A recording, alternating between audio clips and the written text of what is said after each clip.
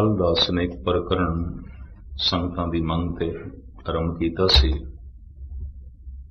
जप नाम सिमरन। सिमरन दे अखरी अर्थ ने याद। जिसनों याद करिए रिश्ता जुड़दा है, जिसनों भुल जाइए रिश्ता टुटदा है। संबंध सारे याद दे ने, रिश्ते सारे याद दे ने।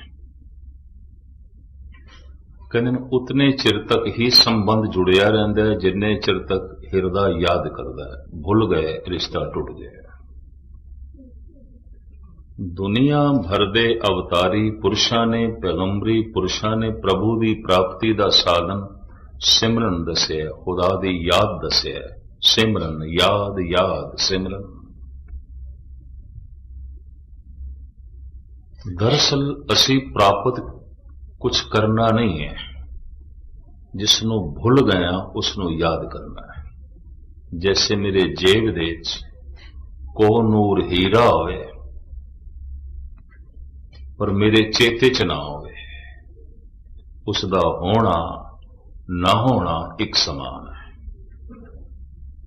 रोम रोम दे च परमात्मा होवे पर चेते च नहीं, याद दे च नहीं, सिमरती दे च नहीं। मैं इसका जिहड़े कहने ना परमात्मा नूं तलाश करना नहीं, तलाश तो उन्होंने करना पैंदा जिहड़ा गुम हो गया, लभना तो उन्होंने पैंदा। परमात्मा दे कोल जाना इहदा मतलब है साथों दूर है किधरे। जदकि आख्या जा रहा कहरा उदास हाथ बेनेरे, सहजे होए सो होए तन तो जितना हाथ दूर जा सकता है, परमात्मा तो इतनी दूर भी नहीं है, वो तो व्यापक है। उसदे कोल नहीं जाना, उसनों लभना भी नहीं, उन्होंने याद करना है जिन्हों भुल गए बस। कहते ने 12 साल की घोर साधना तो बाद सिद्धार्थ महात्मा बुद्ध बन के जब घर वापस गया तो प्यो ने पहला यही सवाल किया, तेनों की लभे? राजकुमार सी तू, मैं तेनों राजपाठ देना सी, की लभे तेनों? जंगलों की तू खाक छाणी, भुखा रहे, प्यासा रहे, लभया की है तेनों? सिद्धार्थ जो महात्मा बुद्ध बन चुकिया सी, उहदे कंठ तो जिहड़े पहले बोल निकले मैं तुहाडे सामने रखा, पिता मिलिया ते कुछ भी नहीं, मैनू जो मिलिया होया सी उसका पता चल गया। मिलिया ते मैनू कुछ भी नहीं सी, जो मिलिया होया सी, जो मेरे कोल सी, जिन्हों मैं भुल गया सी, बस उसका पता चल गया, उसकी याद चल पई है, उस नाल रिश्ता जुड़ गया, उस नाल संबंध जुड़ गया। जद भी किसी ते घटना घटती है वो हैरान भी हो जाता है। धन गुरु गोबिंद सिंह जी महाराज ने इस तरह की अवस्था नूं 10वें ग्रंथ दे बड़े सोहणे ढंग नाल लिखिया है। दिन एक अजब आत्म राम, जह अमित तेज अवगत अकाम। श्री मुखवाक पातशाही 10वीं। महाराज कहते ना अभ्यासी अभ्यास करदियां करदियां एक दिन उसते घटना घट गई। आत्म दे अर्थ ने प्रकाश, चानना हो गया, प्रकाश हो गया। दिन एक अजब आत्म राम, जह अमित तेज अवगत अकाम। बड़ा तेज, गति तो रहत, परम आनंद स्वरूप। इस तरह अचानक हो गया। और गुरु नानक देव जी महाराज भी कहते जद भी ये घटना घटती है अचानक ही घटती है। घाल न मिलियो, सेव न मिलियो, मिलियो आए अचिंता। मेरी जिस घालना दे नाल मैनू परमात्मा मिल सकता है, तो मेरी घालना परमात्मा का मुल हो गया, वो ते अमुल है। मेरे कीते दान नाल, मेरी कीती सेवा नाल, मेरे कीते जप नाल अगर मैनू परमात्मा मिल सकता है, तो जो कुछ मैं कीता है परमात्मा का मुल हो गया। मेरा जप ते परमात्मा बराबर हो गए। मेरी सेवा ते ईश्वर बराबरी हो गई। जिस पैसे नाल बाजार दे च वस्तु मिल सकती है तो बराबरी हो गई, ये चलो थोड़ा जिहा वध घट सही। मेरी जिस क्रिया नाल मैनू परमात्मा मिल सकता है, वो परमात्मा मेरी क्रिया तो वड्डा नहीं है। आप सारे सियाने बैठे। मेरी जिस घालना नाल मैनू रब मिल सकता है, वो रब मेरी घालना तो वड्डा नहीं है। इस वास्ते दुनिया भर दे महापुरुषां ने आख्या, तू मिले हैं तेरी बख्शिश, तू मिले हैं तेरा प्रसाद, गुर प्रसाद, तू मिले हैं तेरी रहमत, तेरी बख्शिश, तो प्रसाद। ये तेरा प्रसाद है, तेरी बख्शिश है, तेरी रहमत है। पर इसका ये मतलब भी नहीं कि उन्होंने घालना नहीं घाली, बड़ी घालना घाली। घालना घाल घाल के पता चलिया कि घालना नाल नहीं मिलेगा, बख्शिश नाल मिलेगा। और यकीन जानो, जिस दिन ऐसा पता चल रहा है उस दिन घालना सफल भी हो जाती है, घटना घट जाती है। धन गुरु गोबिंद सिंह जी महाराज ने लिखे है, दिन एक अजब आत्म राम। एक दिन अजीबो गरीब घटना घट गई। अचानक आत्म प्रकाश हो गया। वैसे आत्मा दे अखरी अर्थ चानना है, प्रकाश। खुदा की है, मोहम्मद साहब कहते सन नूर है, नूर चानना है, प्रकाश है। नाम जपण नाल की होंदा? सतगुरु दी बाणी कहती है, नाम जपत कोट सूर उजारा, बिन से भरम अंधेरा। ऐसा चानना जिस तो अरबां खरबां सूरज कुर्बान किए जा सकते हैं। ऐसा प्रकाश, ऐसा नूर। तो वो जो नूर है, वो जो चानना है, गुरु नानक ने उसनू सच आख्या है, मोहम्मद साहब ने उसनू हक आख्या है। हक, हक दे अर्थ ने सच, हकीकत, सच्चाई, हक, सच। जैसे कि भाई नंदलाल कहते ना, हक हक अंदेश गुरु गोबिंद सिंह, बादशाह दरवेश गुरु गोबिंद सिंह। ऐ गुरु गोबिंद सिंह, तुसी ते हक हो। ये पता है हक दे अर्थ की ने? सच, हकीकत, सच्चाई, हक, सच। साडे पंजाबी च हक शब्द कुछ होर अर्थ धारण कर जाता है कि मेरा हक है, वैसे इसके अखरी अर्थ बन गए मेरा सच है। हक का अर्थ कई दफा असीं हिस्सा कर लेने, मेरा हक है। नहीं, हक शब्द अरबी का है, ये अर्थ ने सच, हकीकत, सच्चाई। सच तक पहुंचना है और वो सच है। भाई नंदलाल कहते, ऐ गुरु गोबिंद सिंह जी, सच की है थानू वेख के पता चलता है, तुसी सच दी मूर्ति हो। थोड़ा बोलना सच, थोड़ा वेखना सच, थोड़ा सुनना सच, थोड़ा करना सच, थोड़ा जीवना सच, थोड़े रोम रोम दे सच दी मोर। हक हक अंदेश गुरु गोबिंद सिंह, बादशाह दरवेश गुरु गोबिंद सिंह। भाई नंदलाल कहते ने बड़े बादशाह देखे सन, पर बादशाह कभी दरवेश नहीं देखे सन। बड़े दरवेश देखे सन, पर दरवेश कभी बादशाह नहीं देखे सन। ये पहला ही मुजस्मा देख रहे हैं, जो बादशाह भी है, दरवेश भी है, बाहरों बादशाह है, अंदरों दरवेश है। हक हक अंदेश गुरु गोबिंद सिंह, बादशाह दरवेश गुरु गोबिंद सिंह। धन गुरु गोबिंद सिंह जी महाराज प्रमाण करते हैं, दिन एक अजब आत्म राम। एक दिन अजीबो गरीब घटना घट गई। अभ्यासी के अंदर प्रकाश पैदा हो गया, चानना। जह अमित तेज अवगत अकाम, जो गति तो रहत सी, अमित सी, तोल तो परे, नाप तो परे, अनंत सी, जिद कामना नहीं सी।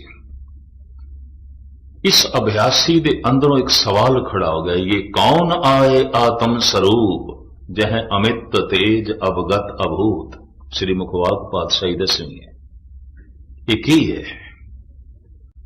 जिस दिन भी अभ्यासी ते पहले पहले घटना घटती खुद हैरान हो जाता है की है। ये वास्तविक की है।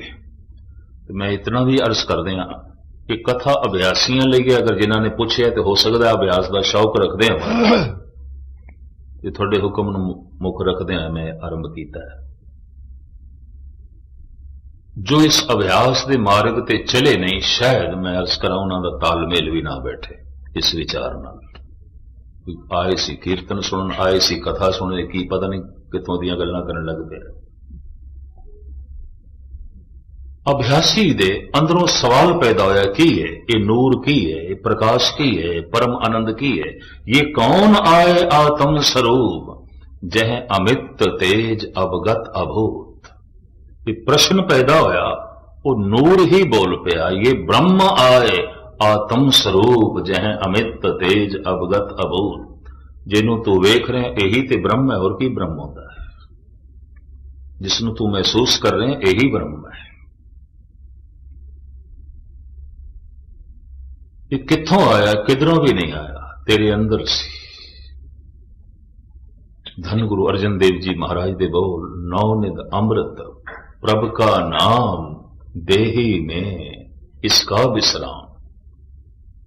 विज्ञानिक ढंग नाल तलाश करोगे, क्योंकि साइंस ने मनिया नहीं।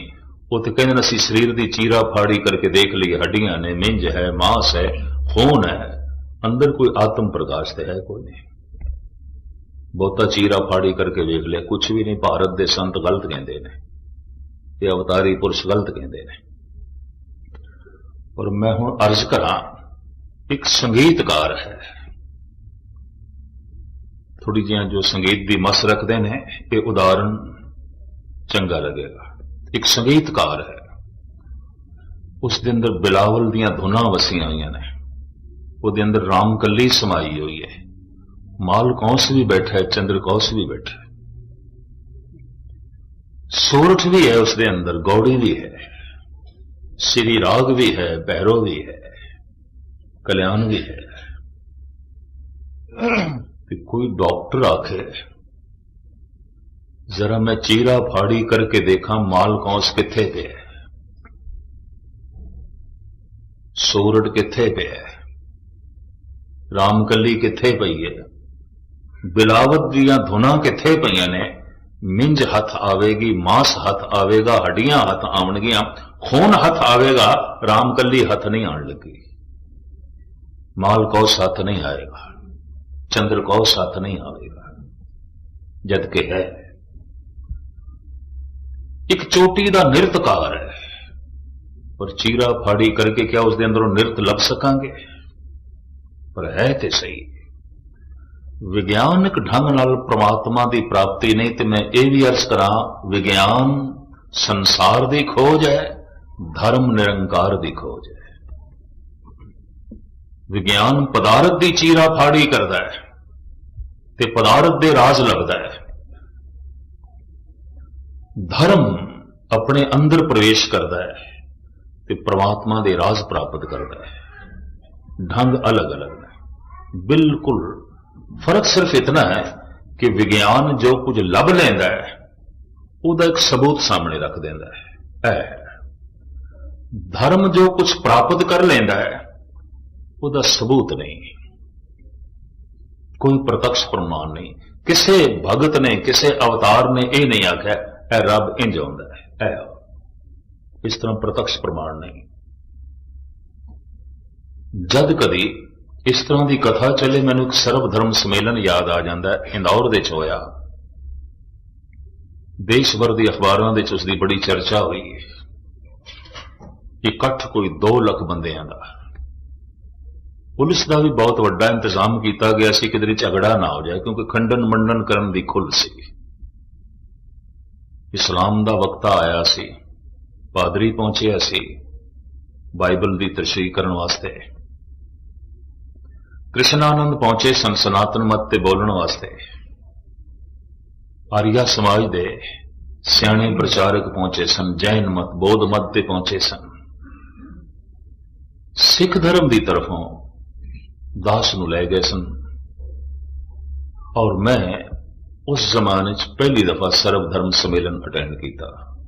कोई 30 साल में पुरानी गल करदा, तो घबराहट भी बड़ी, मैनू पता चलिया सी जो पीर आया है इस्लाम ते बोलने वास्ते कराची तो आया है, बड़ा सियाणा है, मुदब्बर है। पादरी नू बॉम्बे तो बुलाया गया और नेपाल तो आया है, बौद्ध धर्म ते बोलने वाला, अपने अपने इलाके दे और अपने अपने धर्म दे ये चोटी दे सियाणे पुरुष। एक प्रोफेसर सालूके नू भी बुलाया गया जिसने ऐलानिया कहा सी जितने धार्मिक वक्ते ने मैं सारियां दी विचार का खंडन करांगा, कोई परमात्मा नहीं, कोई ईश्वर नहीं, सब झूठ बोलते हैं। उसनू भी मदौ किया गया सी, बुलाया गया सी सिर्फ ये देखने वास्ते कि ये धार्मिक पुरुष ज्यादा दलील पेश कर सकते हैं कि ये नास्तिक बंदा ज्यादा खंडन कर सकता है, ये देखना है। अग्रवाल एक बिरादरी है हिंदुस्तान की तरफों यह सर्वधर्म सम्मेलन अटेंड किया गया, जो है आयोजन किया गया सी और इस लाखां रुपए का खर्चा सी। दास ने उस जमाने उस वक्त पूरे जज्बे नाल पूरी शरधा नाल उस सम्मेलन की शमूलियत की थी, लेकिन घबराहट,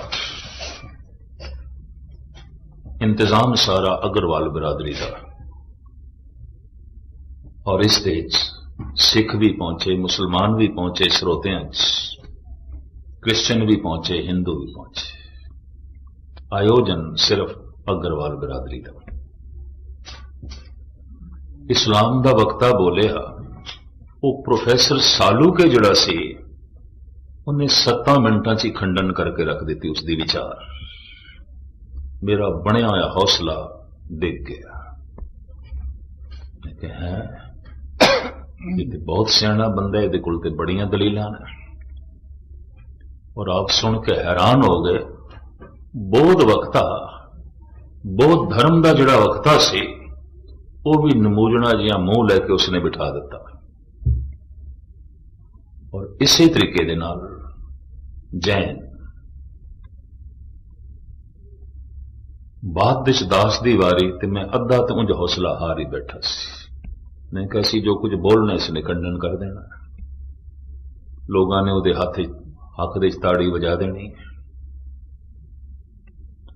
चोटी दे अखबारी रिपोर्टर आए सन और इंदौर स्टेट दे उस वक्त दे महाराजा भी बैठे सन, इंदौर स्टेट से। उसने भी प्रोग्राम बड़े शौक नाल अटेंड किया, बड़े शौक नाल बैठा रहा सुनने लगी। 22 मिनट का दास नूं समा दिता गया सी ते मैं 22 मिनट जो बोलिया वो प्रोफेसर सालूके खड़ा होया, उन्होंने हर वक्त तो बाद 7 मिनट मिलते सन। उन्हें मैनू आखे मस्कीन जी जिस परमात्मा की तुसी गल की इस नूं वेखिया कदी? मैं कहा नहीं वेखिया। फिर भी तुसी दिन रात उसकी गल करी जांदे तो लोगों नूं सुनाई जांदे। मैं सुनाई जांदे कहंदे अपना ते लोकां दा पता नहीं कितने घंटियां का समा रोज बर्बाद कर रहे हो, वक्त जाया कर रहे हो। जिन्हों वेखिया नहीं ओदी चर्चा करी जांदे हो, ओदा जिक्र करी जांदे हो, ओदे प्रति दलीलां देई जांदे हो। कहंदे साइंस जो कुछ कहंदी है उसका सबूत मुहैया जो है कर देंदी है। संत लोग जो कुछ कहते हैं, ज्ञानी जो कुछ कहते हैं, भगत जो कुछ कहते हैं, गुरुओं ने जो कुछ आख्या सबूत नहीं मुहैया किया, प्रमाण सामने नहीं रखे। और प्रमाण प्रत्यक्ष। मैं उसको आख्या प्रोफेसर साहब जरूरी तो नहीं कि जो नहीं दिखाई देंदा वो है ही नहीं। हवा नहीं दिखाई देंदी, फुल दिखाई देंदे, महक नहीं दिखाई देंदी, शक्कर दिखाई देंदी है, मिठास नहीं दिखाई देंदी, मिर्चा दिखाई देंदियां, कुड़त्तन नहीं दिखाई देंदी। जे तुसी मैनू आपको कुड़त्तन दिखा तो मैं मिर्च दिखा सकदा, कुड़त्तन ते नहीं।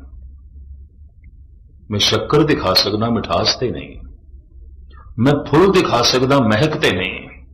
हस पिया, कहंदा ये प्रमाण बहुत पुराने हो गए, इन्हां दी कोई अहमियत नहीं।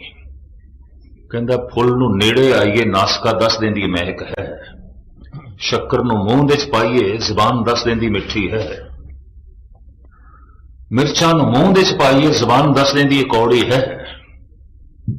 ਜ਼ਬਾਨ ਵਾਹਿਗੁਰੂ ਵਾਹਿਗੁਰੂ ਵਾਹਿਗੁਰੂ ਵਾਹਿਗੁਰੂ ਜਪੇ, ਰਾਮ ਰਾਮ ਜਪੇ, क्या पता चल जाता है राम है, वाहिगुरू है, क्या पता चल जाता है? कहना मैं थोड़े सामने 2 मिनट करदा, मैनू कख नहीं पता, पर 1 सैकंड लिए जो मैं मूंह दे शक्कर रखा मेरी जबान मिठी हो जाएगी। यकीन जानो, हालांकि मौसम बहार दा सी, पसीने नाल मेरे कपड़े भिज गए सारे। मैं कहते हद करदा पिया, हर गल नूं रद्द करी जांदा है। अंदरों अरदास भी निकली, पातशाह तेरे दर दा वक्त आ, तेरी बाणी दी गल करन वाला, कि इस तरह ही बेइज्जती होगी।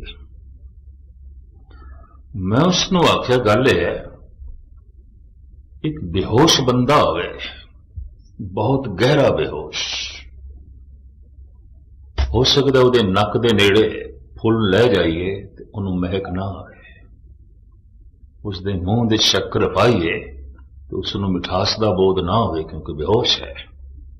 हस के कहने लगा, मेरे जैसा बंदा थानू बेहोश प्रतीत होता है, मेरे जैसा इंसान थानू बेहोश दिखाई देता है कि मैं इतने वक्तियां दी दलीलां नूं रद्द करके रख दिता है और थानू भी बोलण नहीं देंगा। या तो कोई प्रत्यक्ष प्रमाण दे परमात्मा है, कोई प्रत्यक्ष सबूत नहीं, तो ये फिजूल दियां गल्लां ने, अनपढ़ दुनिया दी गल्लां ने, मूर्खां दियां गल्लां ने। मैं कि सवाल ये हुण तुहानूं प्रत्यक्ष प्रमाण चाहिए, सामने सबूत चाहिए।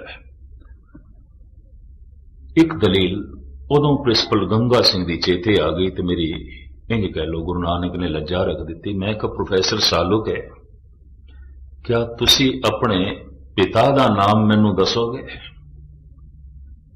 कहने लगा अज दी इस चर्चा दे सर्व धर्म सम्मेलन दे मेरे प्यो की की लोड़ पै गई है। मैं लोड़ पै गई है तां ही तो मैं पूछदा थोड़े पिता का की नाम है?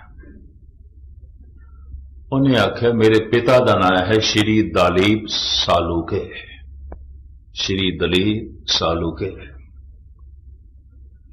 मैं कि जे मैं शक करा ये तेरा प्यो नहीं है कोई होर है ते फिर आपे तो बाहर होया। मैनू कहने लगा इस 2 लाख के इकट्ठ देश तुसी इतनी तहजीब तो गिरी हुई गल करोगे और अपने आप को ज्ञानी अखवांदे होया धर्म का प्रचारक अखवांदे होया तहजीब तो गिरी हुई गल करोगे। कहता मैं सोच नहीं सकता सी सभ्यता तो थले चले गए, थोड़ी गुफ्तगू थोड़े बोल थले चले गए। मैनू इंज कहने लगा। मैं कहा हद हो गई, मैं तेरे प्यो ते शक करा तू कहना इस सभ्यता तो थले की गल है, पर तू जगत प्यो ते शक करें, जगत पिता ते शक करें जिसने तेरे प्यो जैसे पता नहीं कितने प्यो पैदा किए ने, तो क्या इस सभ्यता तो थले की गल नहीं है? क्या ये तहजीब तो थले की गल नहीं है? मैं शक करदा तू अपने पिता की होन का कोई सबूत दे, यही तेरा प्यो है। तू थोड़ा जिहा होश संभालिया, तेरी मां ने तेनों कह दिता है तेरे पिता ने, ते तू बापू बापू कहना शुरू कर देता। कोई सबूत मंगया सी मां को? गुरु अर्जन देव जी महाराज दे बोल, पिता का जन्म के जाने पूत सगल परोई अपने सूद। धन गुरु गोबिंद सिंह जी महाराज दे भी बचन। कहां लगे एव कीट बखाने, महिमा तोर तू ही प्रभ जाने। पिता जन्म ज्यों पूत न पावे, कहां तवन का भेद बतावे। मैं उसनों कह दिता तू अपने पिता का मैनू सबूत दे दे, मैं तेनू जगत पिता का सबूत देना। इस हक दे ताड़ियां वज गई मेरे, खुशी की लहर दौड़ गई। जिहड़े धार्मिक बंदे सन जिन्हां दे दिल टुटे हुए सन प्रोफैसर सालूके दी तर्क करके भी इन खामा-खा तर्क करी जांदा है, मेरा हौसला बन गया। और उस दिन वाकई मैनू प्रत्यक्ष रूप में इंज दिसिया कि कहो नानक सब तेरी वडियाई, कोई नाम न जाने मेरा। तू दलील दे दी है पातशाह, लज्जा रह गई। बाद जब चाह पीण बैठे ना सी सारे वक्त, उन्होंने एक जगह ते इंतजाम किया सी अग्रवाल बिरादरी ने। सालू के मैनू कहने लगा मेरी 60 साल की उम्र है, उदों मैं 22-23 साल का होवांगा, वध तो वध 24 साल का। मैनू कहने लगा, मेरा मन हिल गया, तेरे बोलों ने हिला दिता है, मैनू स्टडी करनी पेगी, मैनू नवे सिरे तो अध्ययन करना पेगा। हिला दिता है मेरा हिरदा। मैं कि परमात्मा तेरे हिरदे नू इतना हिलावे और तेरा हिरदा उत्थे जा पहुंचे जिथे परमात्मा दा रस है, उसदी होंद है, उसका प्रकाश है। इतनी गल उसने स्वयं तस्लीम की थी। हुण मैं इस करा, अगर कोई प्रत्यक्ष प्रमाण परमात्मा का मंगे तो कोई प्रत्यक्ष प्रमाण नहीं, कोई प्रत्यक्ष सबूत नहीं। साइंस जो कुछ कहती उसका प्रत्यक्ष सबूत देती है। संत जो कहते ने, अवतारी पुरुष जो कहते हैं, कोई प्रत्यक्ष सबूत नहीं। धन गुरु गोबिंद सिंह जी महाराज भी कहते हैं, कहां लगे एव कीट बखाने, महिमा तोर तो ही प्रभ जाने, पिता जन्म ज्यों पूत न पावे। की सबूत है बच्चे को प्यो दी होने का? भरोसा है, विश्वास का रिश्ता है। मां ने कहा ने प्यो नु प्यो करके कह देता है। जे मां दे कहने ते तू प्यो नु प्यो करके कह सकदा है, ते गुरु दे कहने करके तू रब नु रब करके कह दे। मां नु पता है, गुरु नु पता है, अवतार नु पता है। और गजब दी गल यह है, जिसनों पता है वह पता करा नहीं सकता, उस बारे से दी सूचना दे सकता है, चलन दी प्रेरणा दे सकता है, प्रत्यक्ष प्रमाण नहीं दे सकता। इस वास्ते ऐलानिया तौर पर अद्धी दुनिया नास्तिक है, और जिहड़ी आस्तिक है वह भी कोई आस्तिक पूरी नहीं है, क्योंकि कोई प्रत्यक्ष सबूत नहीं है। इस वास्ते विज्ञान कह देंदा, शरीर की चीरा फाड़ी करिए, अंदर तो कोई आत्मा नहीं लभदी। और अजे साइंस ने आत्मा नहीं मनिया। कहते ठीक है, चीरा फाड़ी की थी, एक शक्ति है, शक्ति का इकट्ठ है, खून है, मिंज है, मांस है, हड्डियां है। आत्मा नाम दी ते अंदरों कोई चीज लभदी नहीं, परमात्मा ते अंदरों लभदा नहीं। पातशाह दी बाणी कहती है, नौ निध अमृत प्रभ का नाम, देही में इसका विश्राम। राम नाम रतन कोठड़ी, गढ़ मंदिर एक लुकाने। अंदर है, किवें कढ़िए, इसनूं किवें प्रगट करिए? विज्ञानक ढंग नाल नहीं, धार्मिक ढंग नाल। तो फिर धार्मिक ढंग की है? बस यही अभ्यासियों के अंदर, यही जग्यासुओं के अंदर प्रश्न पैदा हो जाता है। ते नास्तिक लोगों का आखिर ढंग की है, फिर तरीका की है? पहले तो मैं गुरु ग्रंथ साहब जी महाराज दे थोड़े सामने बोल रखा, भगत कबीर जी दे। कबीर कहते मैथों कोई ढंग ना पूछो तो कोई ढंग है भी नहीं। ये भी मैं अर्ज कर दें, बड़ी कीमती पंक्ति है। तज भरम करम विद निखेद, विधि निषेध। विद कहते ढंग नो, विधान नो, विधि कहते कोई विधि नहीं। कबीर जैसा संत कह दे कोई विधि नहीं, और मेरे को ना पूछो, हद हो गई, कोई ढंग ही नहीं है। जगत विच हर चीज की प्राप्ति के अपने अपने ढंग ने, परमात्मा की प्राप्ति का कोई ढंग ही नहीं है, कोई तरीका ही नहीं है। कबीर कहते कोई तरीका नहीं है, कोई ढंग नहीं है। हुण मैं इसनूं इंज अर्ज करदा हुंदा,